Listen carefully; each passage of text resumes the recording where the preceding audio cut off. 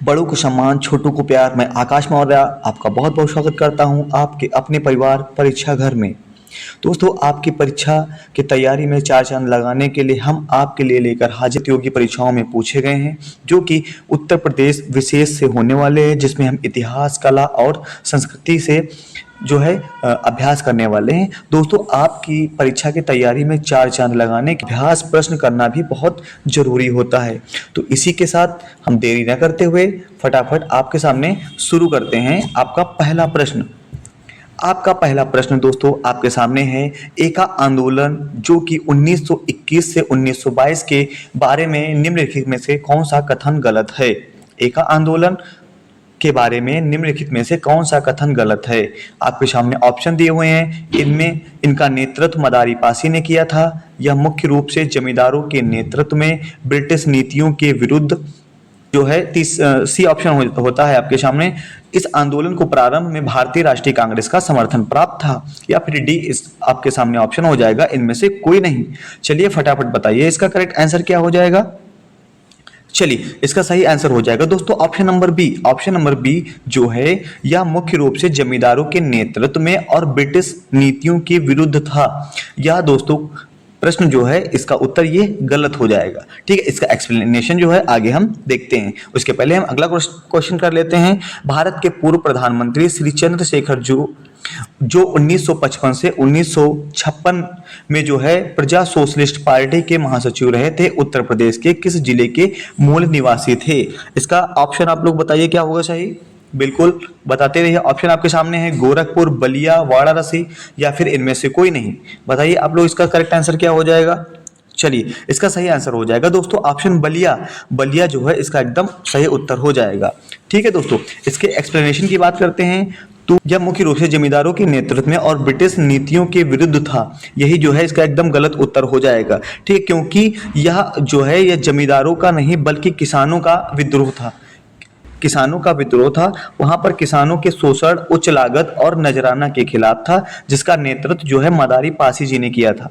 ठीक है, इसका अर्थ यह है कि इसके बात करते हैं तो एका आंदोलन जो है यह अवध क्षेत्र यानी कि हरदोई, बहराइच और सीतापुर के किसानों की एकता का एक प्रतीक। प्रधानमंत्री जी रहे थे, ये बलिया जिले से संबंधित थे। ठीक है दोस्तों, अगला क्वेश्चन आपके सामने चलते हैं। अगला क्वेश्चन आपके सामने है दोस्तों 1857 के स्वतंत्रता संग्राम में कारू भगत ने उत्तर प्रदेश के किस क्षेत्र में से जो है विद्रोह का नेतृत्व किया था? 1857 में स्वतंत्रता संग्राम में कारू भगत ने जो है उत्तर प्रदेश के किस क्षेत्र से विद्रोह का नेतृत्व किया था? आपके सामने ऑप्शन दिए हुए हैं। कानपुर, रानीपुर, फैजाबाद, उपयुक्त में से कोई नहीं।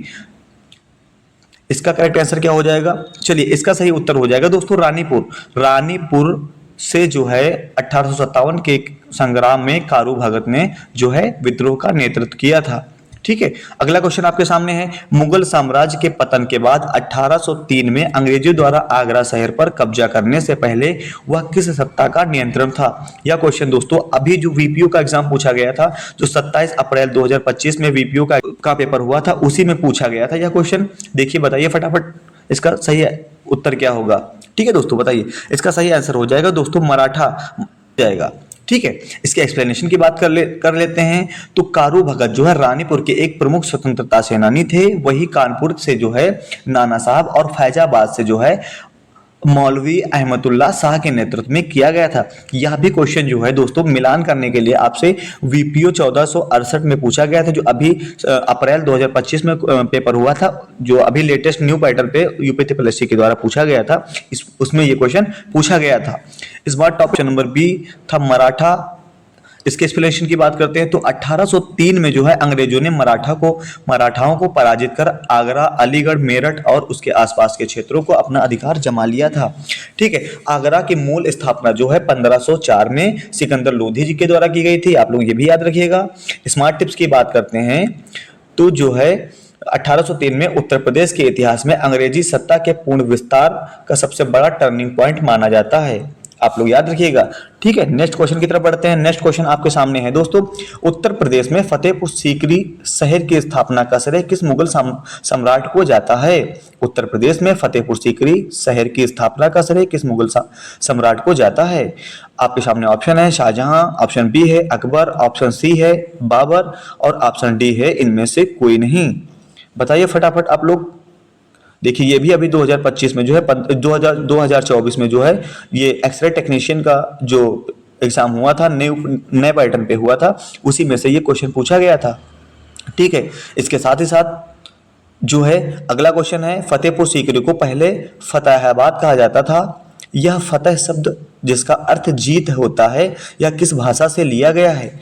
इसके प्रश्न के उत्तर आपके सामने दिए हुए हैं। ऑप्शन ए दिया हुआ है संस्कृत भाषा, फारसी भाषा, उर्दू या फिर इनमें से कोई नहीं। तो दोनों प्रश्नों के उत्तर आप लोग कमेंट बॉक्स में कमेंट करके बताइए फटाफट।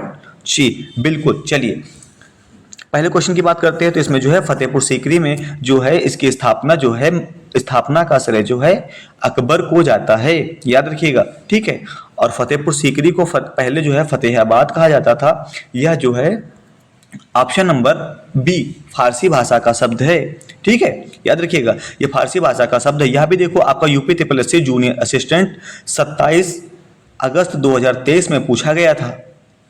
ठीक है, ये जो आप लोग जानते होंगे 1262 में पूछा गया था, जो 1262 का जूनियर असिस्टेंट वाला क्वेश्चन जो पेपर हुआ था उसमें यह क्वेश्चन पूछा गया था। ठीक है, नेक्स्ट क्वेश्चन की तरफ बढ़ते हैं। नेक्स्ट क्वेश्चन में ही इसका एक्सप्लेनेशन देख लेते हैं। तो वर्ष जो है 1571 में अकबर ने जो है आगरा जिले के फतेहपुर सीकरी की स्थापना की थी। 1571 से 1585 तक इसे मुगल साम्राज्य की राजधानी भी बनाए रखा था। अकबर ने जो है 1571 में आगरा जिले के पास एक फतेहपुर सीकरी पड़ता है, वहां पर उन्होंने फतेहपुर सीकरी की स्थापना की थी, जो कि 1571 से 1585 को। इसमें जो है प्रसिद्ध बुलंद दरवाजा, पंचमहल और इबादत खाना ये सब फतेहपुर सीकरी के परिसर में ही स्थित हैं। कौन कौन से? बुलंद दरवाजा हो गया, पंचमहल हो गया और इबादत खाना हो गया। ये सब फतेहपुर सीकरी के परिसर में ही स्थित हैं।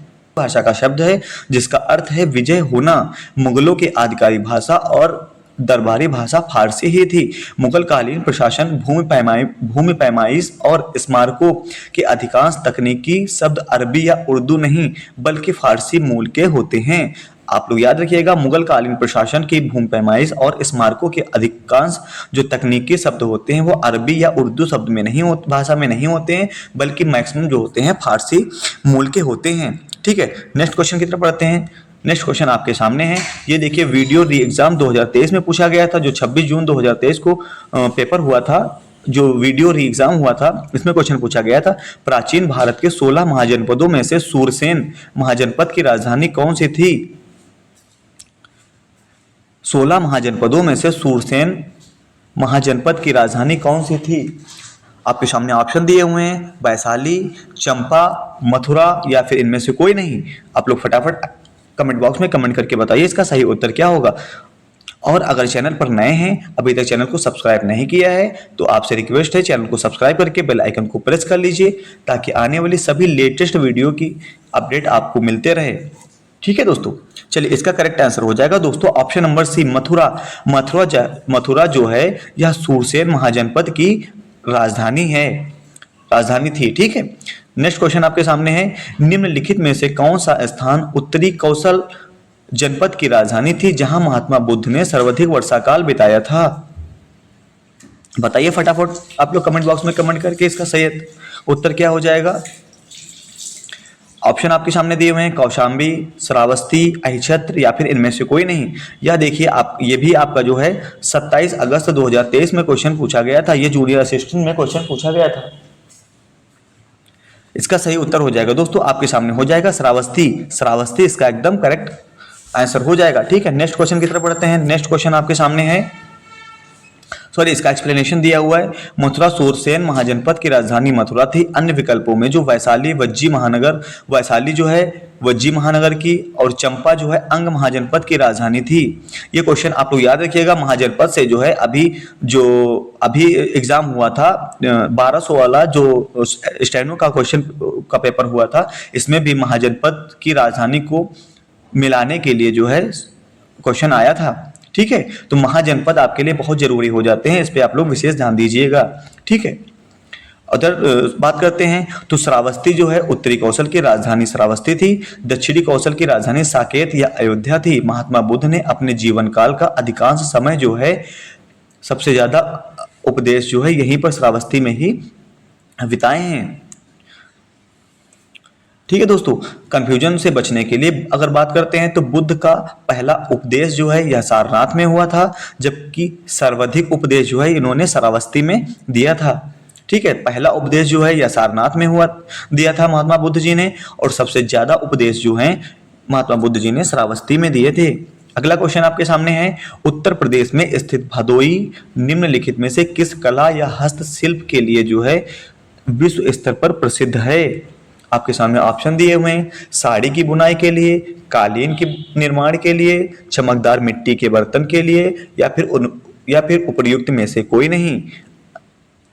बिल्कुल बताइए आप लोग। चलिए ये देखिए, आपका जो है 2025 में यह क्वेश्चन पूछा गया है, जूनियर असिस्टेंट अकाउंटेंट में जो है या जूनियर अकाउंटेंट में जो है यह क्वेश्चन आपका पूछा गया है। ठीक है, इसका करेक्ट आंसर हो जाएगा दोस्तों आपके सामने ऑप्शन है, ऑप्शन नंबर बी, कालीन निर्माण, कारपेट मैन्युफैक्चरिंग जो है इसका एकदम सही उत्तर हो जाएगा। नेक्स्ट क्वेश्चन देखते हैं, लखनऊ चित्रकला शैली जिसे वास या टप्पा शैली विकसित हुई है, जिसमें जो है वास या टप्पा शैली विकसित हुई है, इसका विकास जो है अवध के किस नवाब के संरक्षण में हुआ था? लखनऊ चित्रकला शैली का विकास अवध के किस नवाब के संरक्षण में हुआ था? इस चित्रकला शैली को हम वास या फिर टप्पा शैली कहते हैं। ठीक है, ऑप्शन आपके सामने दिए हुए हैं, शहादत खान अली, वाजिद अली शाह, आशफुद्दौला, या फिर इनमें से कोई नहीं। यह दोस्तों जो है स्टोर कीपर जो है 13 अप्रैल 2025 में यह क्वेश्चन पूछा गया था। इसका करेक्ट आंसर क्या होगा आप लोग कमेंट बॉक्स में बताइए फटाफट। चलिए इसका सही उत्तर हो जाएगा दोस्तों ऑप्शन नंबर सी, आसफुद्दौला जो है इनके कार्यकाल में, इनके संरक्षण में जो है लखनऊ चित्रकला जिसमें जो है वास या टप्पा शैली का विकास हुआ है, आसफुद्दौला के शासनकाल में जो है इसको संरक्षण प्राप्त हुआ था। नेक्स्ट क्वेश्चन, इसके एक्सप्लेनेशन देख लेते हैं। एक्सप्लेनेशन की बात करते हैं तो भदोई को कालीन नगरी कहा जाता है। यहाँ जो है हाथ से बुने कालीन पूरी दुनिया में निर्यात होते हैं। साड़ी के लिए वाराणसी, बर्तनों के लिए खुर्जा प्रसिद्ध है। ठीक है, भदोई में जो है कालीन बुनाई का इतिहास जो है यह लगभग 16वीं शताब्दी में जो है मुगल शासक अकबर के शासनकाल में शुरू किया गया था। आपसे क्वेश्चन ये भी पूछ सकता है कि भदोई में कालीन बुनाई का इतिहास जो है किस मुगल शासक के कार्यकाल में शुरू किया गया था? तो इसका करेक्ट आंसर हो जाएगा अकबर। ठीक है, लखनऊ चित्रकला की बात करते हैं तो लखनऊ चित्रकला का स्वर्णकाल जो है नवाब आसफुद्दौला का शासनकाल माना जाता है, जब यह यूरोपीय प्रभाव से मुक्त था। यूरोपीय प्रभाव से मुक्त होकर अपनी वास और टप्पा शैलियों में जो है निखरी थी। वाजिद अली शाह की बात करते हैं तो वाजिद अली शाह जो है संगीत प्रेमी, नृत्य के प्रेमी थे, लेकिन चित्रकला का मूल विकास जो है आसफुद्दौला ने ही करवाया था, जिन्होंने बड़ा इमामबाड़ा भी बनवाया था। आपसे इसमें क्वेश्चन होगा कि बड़ा इमामबाड़ा कब बना था? तो आप लोग ये क्वेश्चन जो है इसका आंसर कमेंट बॉक्स में कमेंट करके जरूर बताइएगा हमें। ठीक है, अगले क्वेश्चन की तरफ बढ़ते हैं। अगला क्वेश्चन दोस्तों आपके सामने है, पद्मावत और आखिरी कलाम के रचयिता जो है मध्यकालीन भारत के प्रसिद्ध सूफी संत मलिक मोहम्मद जैसी का संबंध किस क्षेत्र से है? यह भी क्वेश्चन दोस्तों देखिए मंडी सचिव ग्रेड सेकंड में जो है 13 अप्रैल 2025 में क्वेश्चन पूछा गया है। यूपी त्रिपलसी मंडी सचिव ग्रेड सेकंड में जो है 13 अप्रैल 2025 को यह क्वेश्चन पूछा गया है कि जो है पद्मावत और आखिरी कलाम के रचयिता मध्यकालीन भारत के प्रसिद्ध सूफी संत मलिक मोहम्मद जैसी का संबंध किस क्षेत्र से है? आपके सामने ऑप्शन दिए हुए हैं, जौनपुर, अमेठी, इलाहाबाद, या फिर इनमें से कोई नहीं। बताइए। चलिए इसका सही उत्तर देख लेते हैं। इसका सही उत्तर हो जाएगा दोस्तों आपके सामने है अमेठी। तो मलिक मोहम्मद जैसी जी का संबंध जो है अमेठी से है। अगला क्वेश्चन है, परमहंस योगानंद गिरी जिन्होंने पश्चिम को क्रिया योग के ज्ञान से परिचित कराया था, उनका जन्म उत्तर प्रदेश के किस शहर में हुआ था? यह क्वेश्चन दोस्तों यूपी त्रिपलसी होम्योपैथिक फार्मासिस्ट में जो है 24 अक्टूबर 2019 में पूछा गया था। ठीक है, इसका बताइए करेक्ट आंसर क्या हो जाएगा। चलिए आपके सामने ऑप्शन दिए हुए हैं, प्रयागराज, वाराणसी, गोरखपुर, या फिर इनमें से कोई नहीं। चलिए, इसका करेक्ट आंसर हो जाएगा दोस्तों ऑप्शन नंबर सी, गोरखपुर इसका एकदम सही उत्तर हो जाएगा। इसके एक्सप्लेनेशन की बात कर लेते हैं तो प्रेम मार्गी शाखा के सर्वश्रेष्ठ सूफी कवि जायसी जी का जन्म जो है अमेठी के निकट जायस में हुआ था। पद्मावत और अखरावट इनकी अमर रचनाएं हैं। तो सीधे तौर पे आपसे क्वेश्चन ये भी पूछ सकता है एग्जाम में कि जो है प्रेम मार्गी, या फिर ऐसे पूछ सकता है कि मलिक मोहम्मद जैसी जो है किस मार्ग से संबंधित थे। तो मलिक मोहम्मद जैसी जो है इन्होंने जो है प्रेम मार्ग को अपनाया था, प्रेम मार्ग की शाखा से ये संबंधित थे। जायसी के नाम में जो है जायस शब्द जुड़ा हुआ है, जायस ही उनके मूल स्थान का नाम है जो वर्तमान में अमेठी जिले में स्थित है। ठीक है। 5 जनवरी 1893 को गोरखपुर में जन्मे मुकुंदलाल घोष ही विश्व प्रसिद्ध आध्यात्मिक गुरु परमहंस योगानंद बने थे, जिन्होंने योग दर्शन का वैश्विक प्रसार किया था। Autobiography of a yogi, autobiography of a yogi इन्हीं की विश्व प्रसिद्ध पुस्तक है। आपसे क्वेश्चन इस प्रकार से भी पूछ सकता है कि ऑटोबायोग्राफी ऑफ ए योगी ये किसकी? एका आंदोलन जो है 1921 में मदारी पासी के नेतृत्व में लगान और नजराना के विरुद्ध हुआ था। 1857 के नायक कानपुर नाना साहब रानीपुर कारू भगत थे। आगरा पर ब्रिटिश कब्जा की बात करते हैं तो 1803 में जो है मराठों को हराकर ब्रिटिश ने कब्जा किया था। फतेहपुर सीकरी की बात करते हैं तो 1571 में अकबर के द्वारा जो है फतेह शब्द जो कि फारसी भाषा से लिया गया है, इसी के नाम पे फतेहपुर सीकरी जो है शहर को बसाया गया था। सूफी संत मलिक मोहम्मद जैसी की बात करते हैं तो इनका संबंध अमेठी जिसे जाय हानियों की बात करते हैं तो सूरसेन की राजधानी मथुरा थी, उत्तरी कौशल की राजधानी श्रावस्ती थी। इसके साथ ही साथ और जो 16 महाजनपद बसते हैं, 16 महाजनपदों में से इसके अलावा जो महाजनपद बनते हैं यह आपके लिए अनिवार्य होगा कि उन सबके राज्य और महाजनपद और उनकी राजधानियां आप लोग याद कर लें। ठीक है दोस्तों। अगला है श्रावस्ती का महत्व की बात करते हैं तो बुद्ध ने सर्वाधिक उपदेश व वर्षा काल जो है श्रावस्ती में ही व्यतीत किए थे। भदोई की बात करते हैं तो भदोई हस्तशिल्प जो है यह 16वीं शताब्दी में मुगल काल यानी कि अकबर के काल में जो है यहाँ पे कारपेट शुरू हुआ था। लखनऊ चित्रकला की बात करते हैं तो लखनऊ चित्रकला जो है नवाब आसफुद्दौला के समय में वास और टप्पा शैली का विकास हुआ था। परमहंस योगानंद महाराज जी की बात करते हैं तो क्रिया योग के प्रेरणा थे। इनका जन्म स्थान जो है गोरखपुर में हुआ था। तो दोस्तों आपको यह क्लास कैसे लगी आप हमें कमेंट बॉक्स में कमेंट करके जरूर बताइएगा, और चैनल पर नए हैं तो चैनल को सब्सक्राइब करके बेल आइकन को के अपडेट आपको मिलते रहे। तो आज के लिए बस इतना ही रखते हैं। धन्यवाद दोस्तों।